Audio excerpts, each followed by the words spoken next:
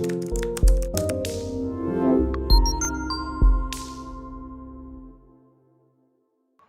I'm Niromadi, one of the AIS 160 facilitators. In this group processing unit, I'll be teaching you two subtopics, namely formatting tables and working with graphics. In this subtopic, you will learn to modify a table, 2. Add borders and settings to the table, 3. Apply table styles to format tables. Why do we need to use tables to report information? The textual documents supported by prepared tables will be more effective to communicate such information. The information will be understood with ease. Actually, table summarizes information and can be used to highlight important issues that require immediate actions. Before we modify a table, first let us create a table. There are at least two ways for us to create a table. Method 1, we insert the table and click table button. Method 2, use the insert table option, specify the number of columns and rows, and then click OK. After we have created a table, we need to complete the table by typing the text or data into the table. Now the table is very plain and it needs improvement. So how can we modify a table to improve it? In these situations, we can align text, merge cells, change text orientations, resize rows and columns. To align text, firstly, select the table to be aligned. Secondly, go to the table tools layout, and thirdly, select the alignment options as shown on the screen.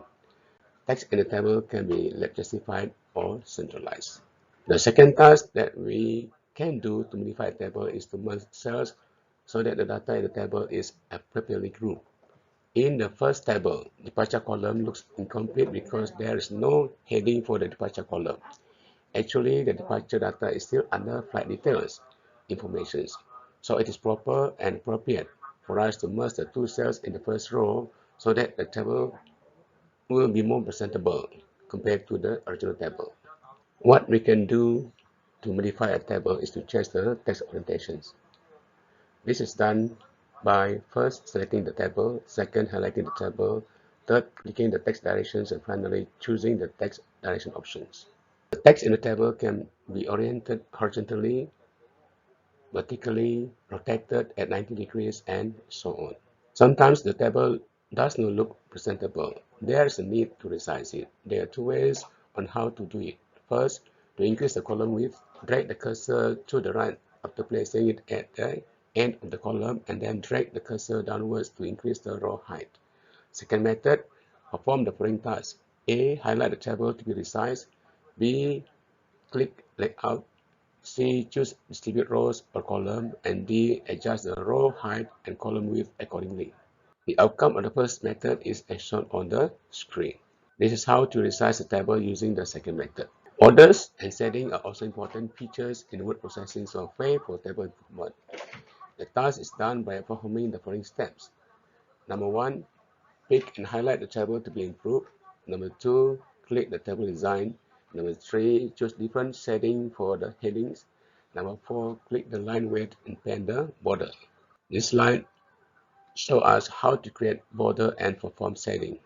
Now we can see the different images of the same table. Which one looks better? Microsoft Word offers us many table styles. The table styles can be viewed by inserting a table, highlight it to activate the table design. At table design, click a table style to apply the design to your table. Right-click on the table style and select the default table option. Next subtopic we learn is sorting a table. So how do we do it?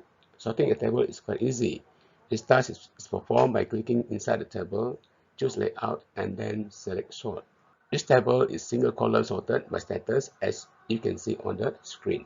The same table can also be sorted using multiple columns. For example, it can be sorted by department and status.